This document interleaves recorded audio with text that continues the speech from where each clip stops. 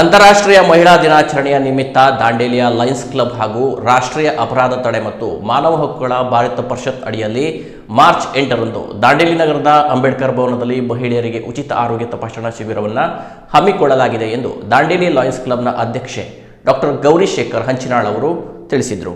ದಾಂಡೇಲಿ ನಗರದಲ್ಲಿ ಕರೆದ ಸುದ್ದಿಗೋಷ್ಠಿಯಲ್ಲಿ ಕಾರ್ಯಕ್ರಮದ ಕುರಿತಂತೆ ಮಾಹಿತಿಯನ್ನು ನೀಡಿದ ಲಯನ್ಸ್ ಕ್ಲಬ್ ಅಧ್ಯಕ್ಷೆ ಡಾಕ್ಟರ್ ಗೌರಿ ಶೇಖರ ಹಂಚಿನಾಳಮಠ ಮತ್ತು ರಾಷ್ಟ್ರೀಯ ಅಪರಾಧ ತಡೆ ಮತ್ತು ಮಾನವ ಹಕ್ಕುಗಳ ಭಾರತ ಪರಿಷತ್ ಇದರ ಉತ್ತರ ಕರ್ನಾಟಕ ಬೆಳಗಾವಿ ವಿಭಾಗದ ಅಧ್ಯಕ್ಷೆ ರೇಣುಕಾ ಬದಂ ಅವರು ಈ ಶಿಬಿರದಲ್ಲಿ ಹೆಚ್ಚಿನ ಸಂಖ್ಯೆಯಲ್ಲಿ ಮಹಿಳೆಯರು ಭಾಗವಹಿಸಿ ಈ ಶಿಬಿರದ ಪ್ರಯೋಜನವನ್ನು ಪಡೆದುಕೊಳ್ಳುವಂತೆ ವಿನಂತಿಸಿದರು. ನಮ್ಮ ರಾಷ್ಟ್ರೀಯ ಅಪರಾಧ ತಡೆ ಮತ್ತು ಮಾನವ ಹಕ್ಕುಗಳ ಭಾರತ ಪರಿಷತ್ತು ಹಾಗೂ ಲಯನ್ಸ್ ಕ್ಲಬ್ ವತಿಯಿಂದ ಅವರು ನಮ್ಮ ಎರಡು ಸಂಸ್ಥೆಯ ಸಹಯೋಗದಲ್ಲಿ ಅಂತಾರಾಷ್ಟ್ರೀಯ ಮಹಿಳಾ ದಿನಾಚರಣೆಯನ್ನು ನಾವು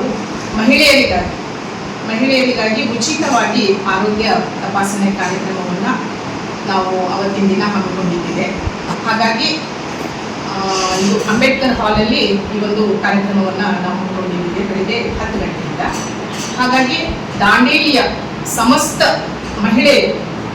ಎಲ್ಲ ಮಹಿಳೆಯರು ಈ ಒಂದು ಆರೋಗ್ಯ ಮಹಿಳೆಯರಿಗಾಗಿ ನಾವೇನು ಒಂದು ಕಾರ್ಯಕ್ರಮ ಇಟ್ಕೊಂಡಿದ್ದೀವಿ ಆ ಒಂದು ಕಾರ್ಯಕ್ರಮಕ್ಕೆ ಹೆಚ್ಚಿನ ಸಂಖ್ಯೆಯಲ್ಲಿ ಮಹಿಳೆಯರೆಲ್ಲ ಬಂದು ಯಾಕಂತಂದರೆ ಇವತ್ತಿನ ದಿನಗಳಲ್ಲಿ ಹೆಚ್ಚಿನದಾಗಿ ಹೆಣ್ಮಕ್ಕಳಲ್ಲಿ ಸುಮಾರಷ್ಟು ಸಮಸ್ಯೆಗಳನ್ನು ನಾವು ಕಾಣ್ತಾ ಇದ್ದೀವಿ.